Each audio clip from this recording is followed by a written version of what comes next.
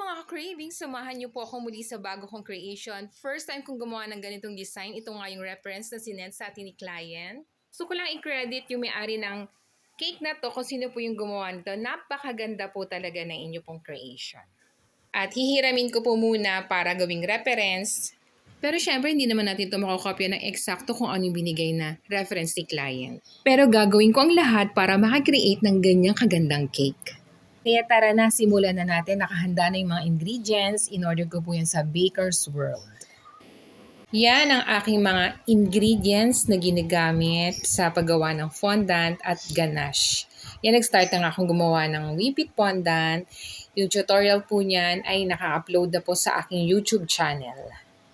Itong fondant na to ay lagi kong ginagamit for 3 years na pagbe-bake. Ito lang po yung fondant na talagang nakasanayan ko na. Ito po pala yung way para masimulan ko po yung aking pagbablog. Simula nung i-share ko po yung ginagawa kung paano po ako mag-create ng mga fondant cakes na gamit po ang recipe na to. Pero nakakalungkot lang dahil nagkaroon ng maraming issue at nagkaroon na rin po ng restriction. Kaya binura ko na po dito po sa aking FB page. Pero naka-upload po ito sa aking YT. Gusto ko rin po sana i-share sa inyo kung anong nangyari sa aking FB page nung na-reach ko po yung 10K followers. Doon po lumabas yung napakadaming issue at restriction dito po sa aking FB page. Kaya halos lahat ng na-upload ko na tutorials ay dinilit ko po siyang lahat dahil nagpa-review nga po ako. Pero nakakalungkot, 2 months na po, wala pa rin po nangyayari sa na-request kong review. Yung dalawa ko pong tools ay restricted na po siya, kaya wala pong pumapasok na earnings. Kahit na ayoko talagang i-delete yung mga video na yun dahil alam ko na kahit papaano ay may natutulungan po ako, lalo na sa mga baguhan. Hanggang sa kasalukuyan ay hindi ko pa po alam, wala pa pong linaw kung may babalik pa po yung monetization ko dito sa aking FB page. Kaya sana kahit ganun pa man, nagpapasalamat po ako sa inyong lahat na patuloy pa rin pong nanonood ng aking mga tutorials sa Reels. Sobrang nalungkot po talaga ako sa nangyari dahil nabaliwala lang po lahat ng pinagpaguran ko. Pero kahit ganun pa man, itinutuloy ko pa rin po, mag-share pa rin po ako sa inyo. At balik na nga tayo sa ginagawa ko, napahaba na yung aking kwento. Nakagawa na nga ako nitong edible crown, princess crown. Dahil kailangan nga nating mapatigas para tumayo siya. Anong iniisip nyo?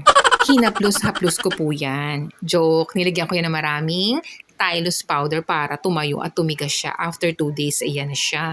Gaano nga ba katagal para makabuo tayo ng ganito kagandang cake, itong fondant cake, at dahil first time nga natin to, inabot lang naman ako dito ng 2 araw.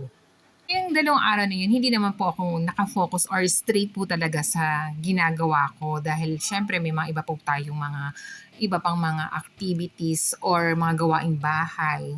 Kaya paputol-putol, ang una kong ginawa dyan ay gumawa muna ako nga nitong crown, tapos yung mga edible flower toppers at iba pang mga details.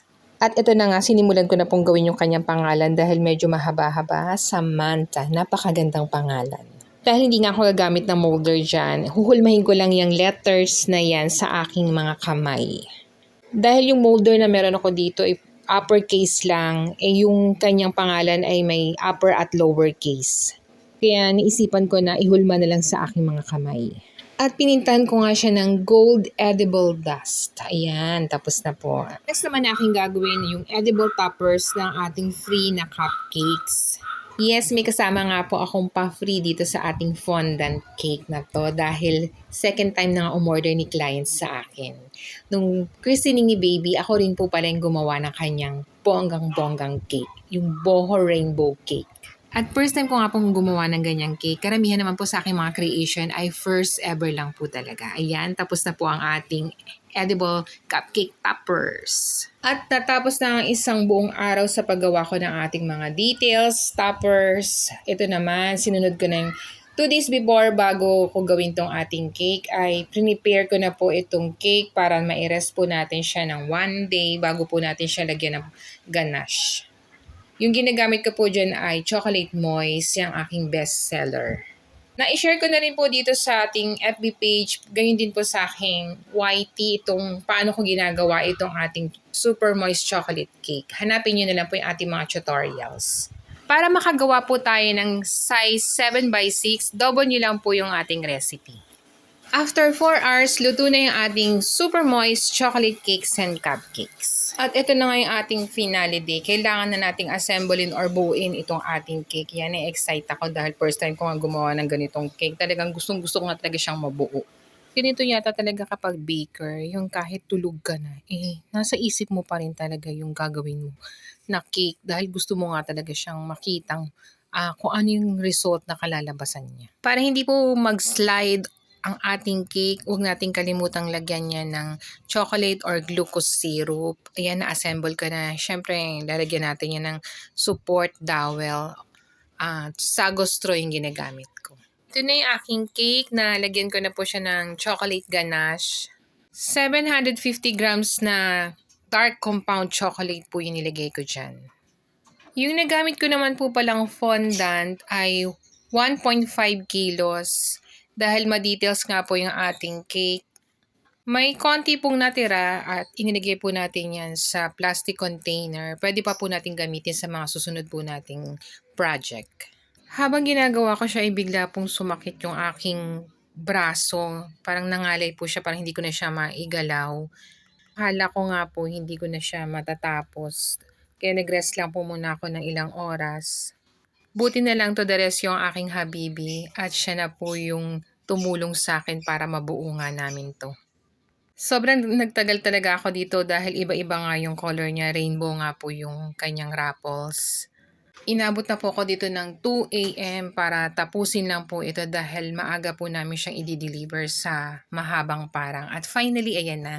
Natapos ko rin siya after 2 days. Konting kembot na lang, drudges na lang po ang kulang at ibabox ko na po siya.